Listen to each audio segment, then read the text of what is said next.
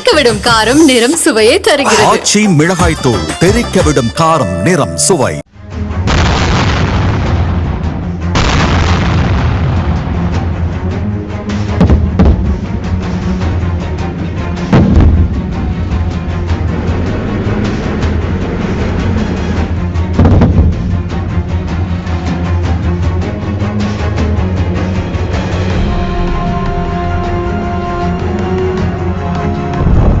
Thailand Cambodia நாடுகளுக்கு இடையே நடந்த மோதல் பெரும் பரபரப்பை ஏற்படுத்தியுள்ளது.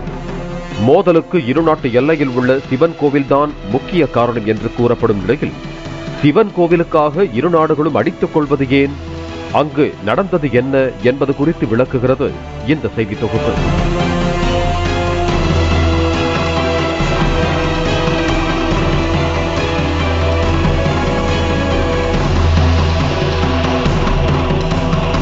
தென்கிழக்கு ஆசிய அண்டை நாடுகளான தாய்லாந்தும் கம்போடியாவும் 800 கிலோமீட்டர் தொலைவுக்கு தங்களது எல்லைகளை பகிர்ந்து வருகின்றன. பிரெஞ்சு ஆதிக்கத்திடம் இருந்து கம்போடியா விடுதலை அடைந்த பிறகு கம்போடியா தாய்லாந்து இடையே எல்லைகள் வகுக்கப்பட்டன.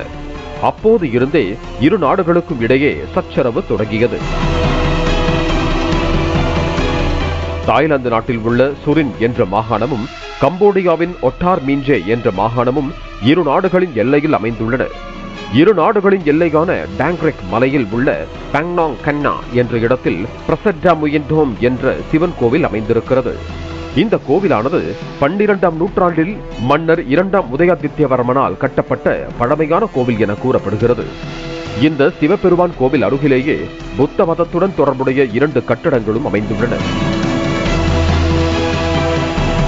கோவில் யாருக்கு சொந்தம் என இரு நாடுகளுக்கு இடையே பிரச்சனை எழுந்தது.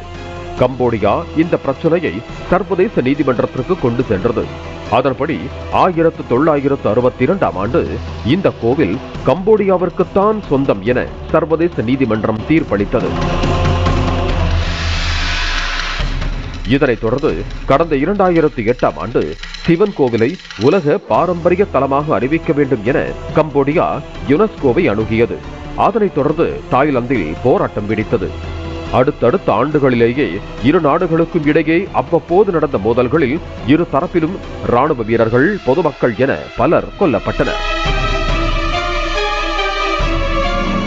கடந்த மே மாதம் நடைபெற்ற மோதலில் ஒரு கம்போடிய வீரர் கொல்லப்பட்ட நிலையில் அதனைத் தொடர்ந்து இரு நாடுகளுக்கு இடையே மீண்டும் பதற்றம் ஏற்பட்டது. கடந்த 2 மாதங்களில் இரு நாடுகளுமே பரஸ்பரம் எல்லை கட்டுப்பாடுகளை விதித்து வந்தன. தாய்லாந்தில் இருந்து காய்கறிகள், பழங்கள் உள்ளிட்ட பொருட்களை இறக்குமதி செய்ய கம்போடியா தடை விதித்தது. அங்கிருந்து பெறப்பட்டு வந்த மின்சாரம் மற்றும் இணைய சேவைகளையும் நிறுத்தியது. கடந்த வியாழக்கிழமை அன்று இரு நாடுகளின் எல்லையில் அமைந்துள்ள சிவன் கோவில் அருகே நடந்த தாக்குதலில் 12 பேர் உயிரிழந்தனர்.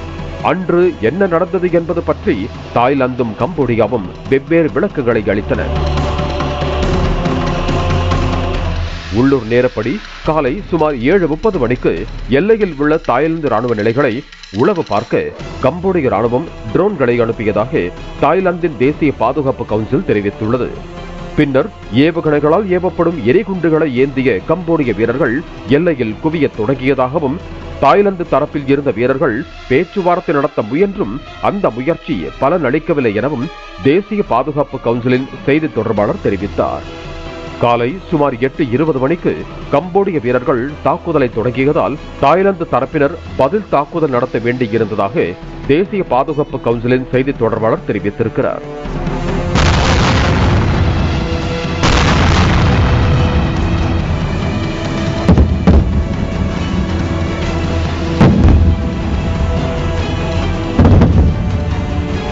BM-21 ராக்கெட் லான்ச்சர்கள், பீரங்கிகள் உள்ளிட்ட கனரக ஆயுதங்களை பயன்படுத்தி தாய்லாந்து எல்லை பகுதியில் அமைந்திருந்த வீடுகள், மருத்துவமனை, பெட்ரோல் பங்க் உள்ளிட்ட பொது இடங்களையும் சேதப்படுத்தியதாக கம்போடியா மீது தாய்லாந்து குற்றம் சுமத்தியிருக்கிறது.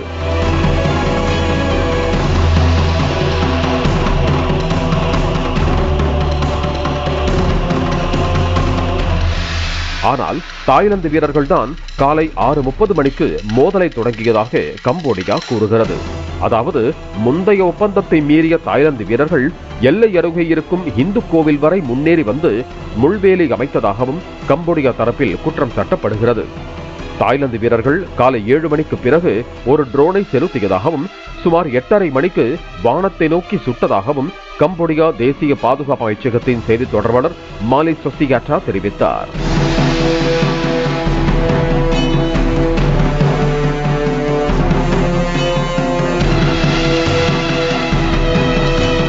இந்த பயங்கர தாக்குதலை தொடர்ந்து 86 கிராமங்களைச் சேர்ந்த சுமார் 40,000 தாய்லாந்து பொதுமக்கள் வெளியேற்றப்பட்டிருக்கிறார்கள்.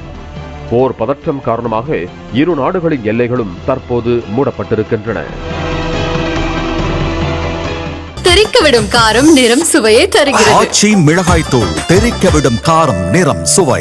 பிளே ஸ்டோர் மற்றும் ஆப் ஸ்டோரில் இருந்து பாலிமர் செயலியை QR கோடு மூலம் பதிவிறக்கம் செய்யுங்கள்.